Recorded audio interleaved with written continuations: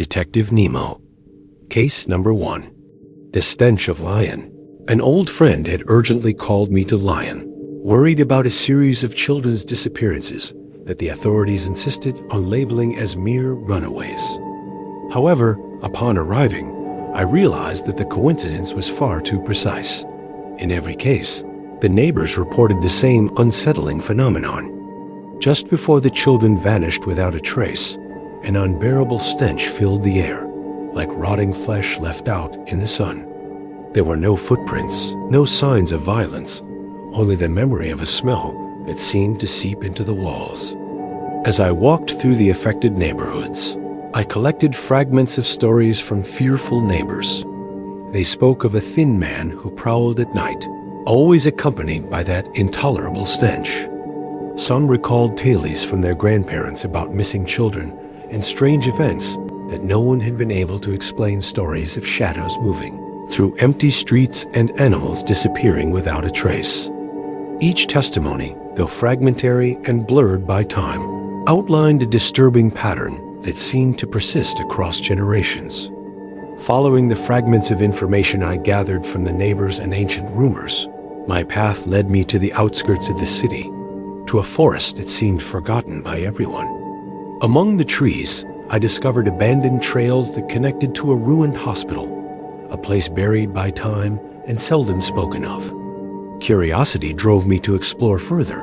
Something about the recent disappearances seemed tied to that place, and each step between the crumbling walls brought me closer to answers that had remained hidden for centuries.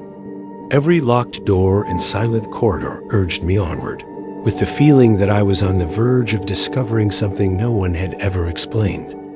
Last night, while exploring the ruined hospital, I found old documents of a forgotten patient. The pages detailed impossible behaviors, an inhuman voracity, the ability to devour entire objects, and an appetite that never seemed to be satisfied. Most disturbing was discovering a report from that era. A child had disappeared within the hospital, and although there was never any proof, all eyes turned to that patient as the first and only suspect. The descriptions of his appearance matched, word for word, the recent testimonies. A thin man, feverish eyes, and a mouth capable of consuming more than reason allows.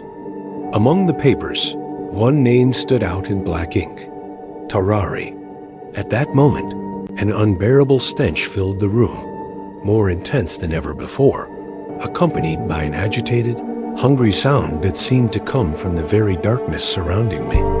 My instinct drove me to close the documents and leave the hospital before I became part of its forgotten records. I thought I had escaped until later, back in my hotel room, the same smell returned, filling the air, and the same hungry panting broke the silence.